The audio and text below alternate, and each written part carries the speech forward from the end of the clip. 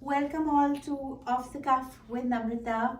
And today I have the founder of a non-profit organization, We Are One, that is trying to promote communal harmony across the world and is working at grassroots level to empower individuals and families through financial and social initiative. And her name is Shaista Ali. So Shaista, welcome to Off the Cuff. Thank you, Namrita. Thanks for having me here. Thank you for all you do. And like you said, you're not that visible, on social media. I went to We Are One Facebook page.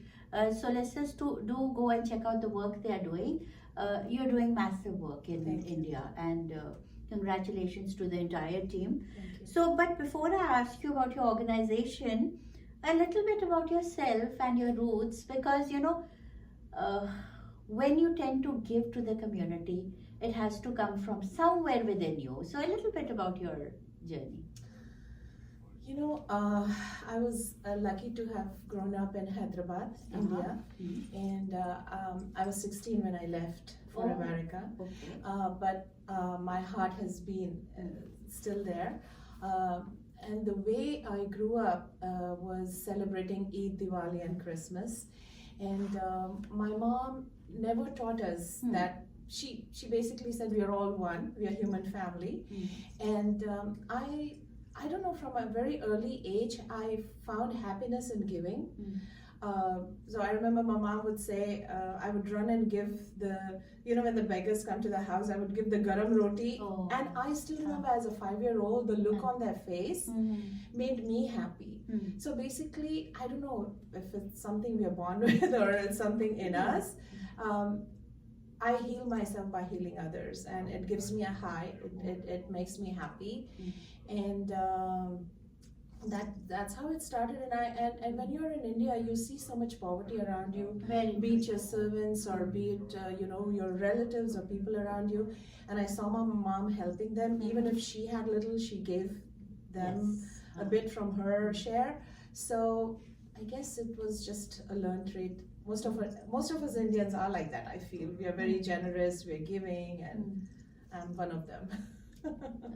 And we need more people like you. And like you said, you found your comfort in giving. Yes. So. Yes. But you said you came at the age of 16 here to the US and Bay Area, or were you somewhere else? I went to New York, and then I got married at 18. Okay, yeah. That's a huge change and a huge adjustment in a new country. Yes. How is that for you? Not easy at all. Not easy at all. It's I can actually make a movie on it, and maybe I should since that's my field too. I remember my husband taking me to this Gora event, and I was wearing in those days, it was around 86, 87, I was wearing a shalwar kameez and with the nut and everything, and that was very unusual. Yes, that time. Now we have a lot of Indians in America, so people are used to it. I remember my husband saying, "Oh, you can't be dressed like this," so I had to change the way I looked, and then when I went there, people were like, people who I would call uncle were giving me hugs, and I was like, okay. So things like that, it was hard for me to adjust, but then slowly I adapted to it, but I somehow held on to my Indian culture, my values, and even though it's almost been 38 years, I'm excited to go back home, and I feel at home still back home, I still feel like I'm a stranger here, believe it or not. Yeah, I mean, it takes time to, assimilate, and sometimes your innate self is always rooted to where you came from. Absolutely. So I can understand that. And like you said, you got married so early. Yes. And different culture, I can understand how it would have been. And for, most of us, for me also, I came very early and very young with a little child. So very difficult to adjust, and no family around. That's the thing. So now, coming to your organization, We Are One, when did you start that? And like you said, you're also a producer of films and everything. You do other things also. How did that come about, and what was the vision and mission for We Are One? For We Are One? Yes. Let me tell you what happened. My son, I always was very proud of my Indian background, and I have this best friend of mine whose name is Sanchita, Okay. and she was my tenant, so she's like my sister. I grew up with her. So once she's in Bombay, and she's into the film industry also. So I took my son to Bombay, and very happy, very excited about how my country is. And I used to always tell my kids, like, we had such a good time. While he was playing down in the apartment, the kids started teasing him a little after playing him, and they found out that he's Muslim. Right. So they were teasing him, and that really broke my heart, because he came up and said, "Mom, they're teasing." He didn't even know what all this is about. Yes. So that really got me to thinking, like, I don't want any child to think like that, be it a Christian child, a Hindu child, or a Muslim child, or a Buddhist child. I don't want any child to feel different. And I wanted the world to know the real India, the real people who get along as one human family. So that's when I started We Are One. And I slowly, and that wasn't my mission. I just basically wanted to help everybody and also promote unity, in diversity. And that's when it started, because I just wanted a better world for my children, for our children, for our grandchildren. So, and there are many like me. So I'm just trying to raise our voices. And Very true, very true. And you took action as a mom. You yes, would have exactly. Just, that's, because see, if something like this happens to us, sometimes you let go, because it's not just in India, it's everywhere in the world. You are judged by certain things that you the reason why I did it, is because that's not reality. That's not reality. I have 4 Sardar brothers I tie Rakhi to. My friend Sanchita is more than my sister. All of us have, like, I grew up like that, and I still see that in America. So that's basically what I wanted my kids to know. Very true. We also come from a very diverse, पहाड़ से हैं, but सब सारी चीजें मनाते थे with friends and everything, and it was so lovely. Coming together like that for all celebrations and festivals. Now tell me, about We Are One, we're talking about. How do you serve the underserved? I did check you do a lot of stuff, and I think you created like a model village in Rajasthan 2017 post. A little bit about the work We Are One. Like usually we adopt different villages in different states, and like we went and converted dumps into gardens, and we went and worked in the schools if they needed computers or furniture, and we planted a lot of trees all around, and that again was a 95% Hindu town, So for me, it's not, I just want to serve. It's not who I'm serving. It's I just want to serve everybody. And then after that, we made Guinness World Record.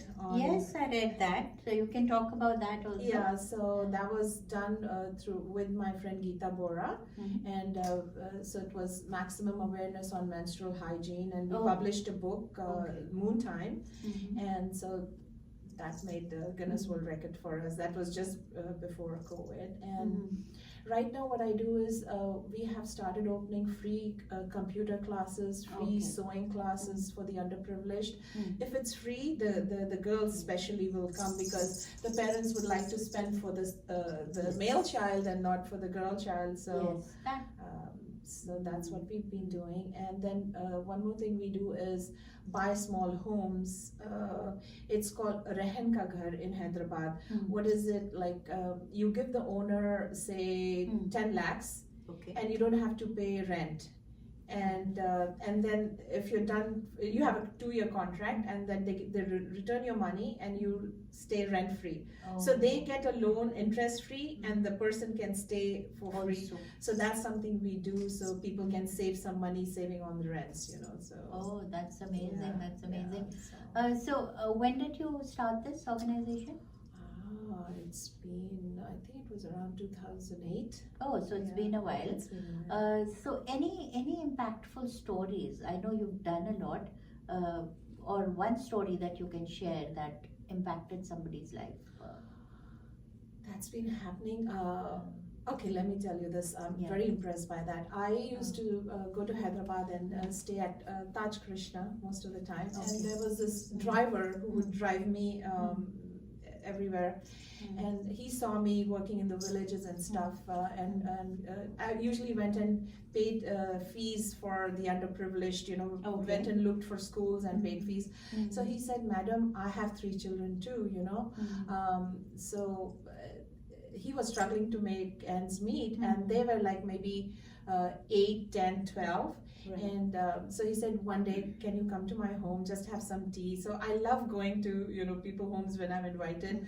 So in the little room, they served me tea, and they introduced me to their 3 kids, and I promised them, okay, God willing, I will pay for their studies. And fast forward to today, Namrita, one gives me goosebumps.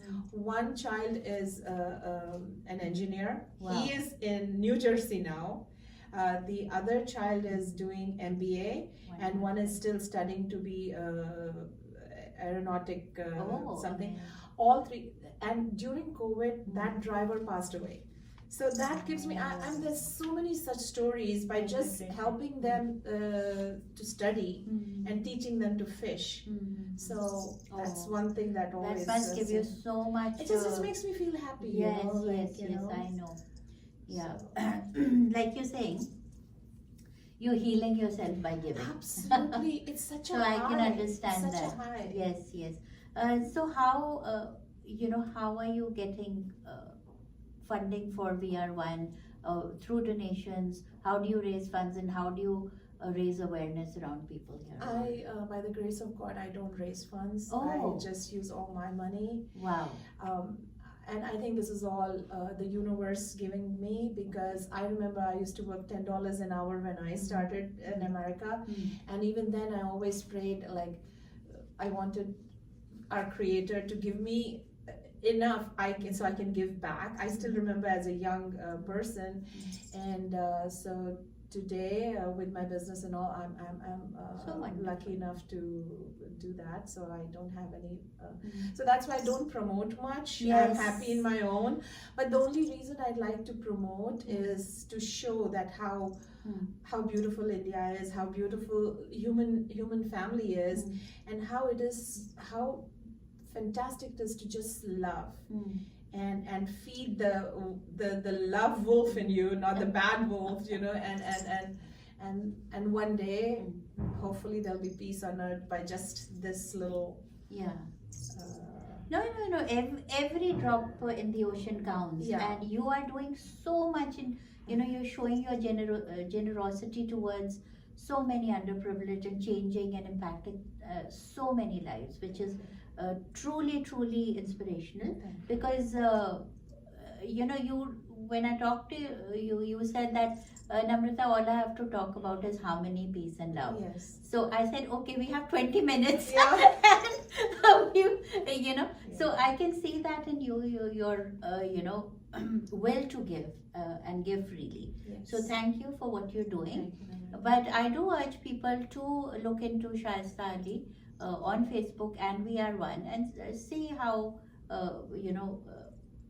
the work they are doing there. And we can do this together. We are And all in this together, together. volunteer kar sakte hain aap. Absolutely. Yes. And my only wish and pray is that we, give love a chance. Love for Absolutely. humanity, love for each other, and hope for a beautiful Yeah, world. but Shaista, communal harmony is deeply important in today's world, especially. Yes.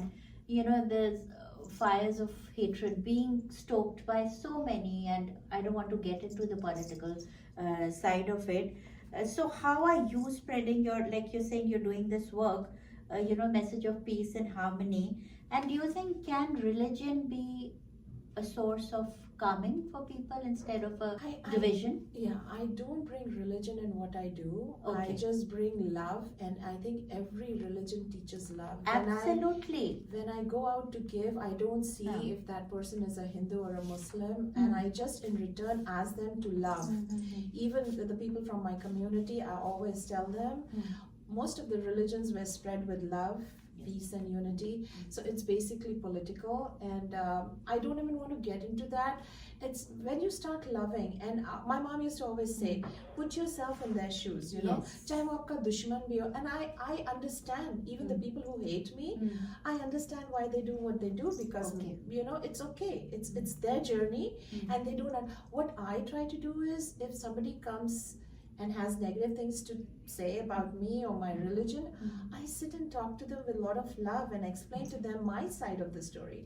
I tell them I love my country as much as you do, or I feel even more, because that's where my ancestors are, that's where I was born. It's even being in America after 35 years, I still feel I'm Indian, so that's my message, and that's how I truly feel, and that's how every person in India feels. Absolutely. So and I see it today. I have so many friends.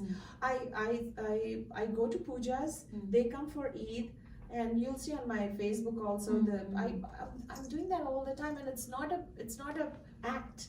It's how I grew up. Very true. And it's beautiful. Yeah, even I feel you know, in the end, India is made of a secular fabric. It has you know, pluralism there. It has the freedom to do what anybody and everybody whoever believes in whatever they do. So you can live by your belief, you can live by your faith, because there is indeed a spirituality in India that is so you know, beautiful, and we should tap into that. Absolutely. And so I just didn't want my child or any child to feel that they don't belong, and God forbid this could happen in America. Yes. See what's happening. Do you want your children to feel that they don't belong? Yes. Like this is the world they know. This is the country they feel is theirs, and somebody comes and says, "Oh, just because your ancestors this, it's not your country anymore." So I don't want any child, be it in India, be it in America, be it in China, anywhere, to feel that, because we all have a right to be on Earth, and we're just a particle on this universe. So let's get along and let's just make this a beautiful world, you know. That's you know, especially even I've been a minority in India and here also, so it's always a struggle sometimes, and you know, but every thought counts and every mindset Love and counts. conquer it, Namrita. I have seen people who hated me become my friends. So lovely. We just love, you know. But Shaista, who or what is your biggest inspiration and a line you live by every day? The line that I live by is, no matter how hard my day is, somebody's having a harder day. Okay. No matter how upset I am, somebody's more upset than I am. And it's gratitude. And I thank God that I'm so, you know, I count my blessings. And what was the second question? Inspiration. Inspire. My mom, I guess. My mom, and well, someone like so many people, like Mother Teresa, if you want to go there. Yes. But basically, my mom, she showed me. I remember not having much, and she used to share with our relatives and people. So I guess, and she lived a beautiful life. She was a widow. She raised us alone. Okay. I was 8 when my father passed away. So and he was a physician to the Nizam of Hyderabad. Oh. But then we saw. So I mean, I just saw my mom. I guess that would be the right answer. I can understand. So, what are your future plans now with VR1? Oh God, I still have so many plans, and I wish I did. I still feel I've not done enough.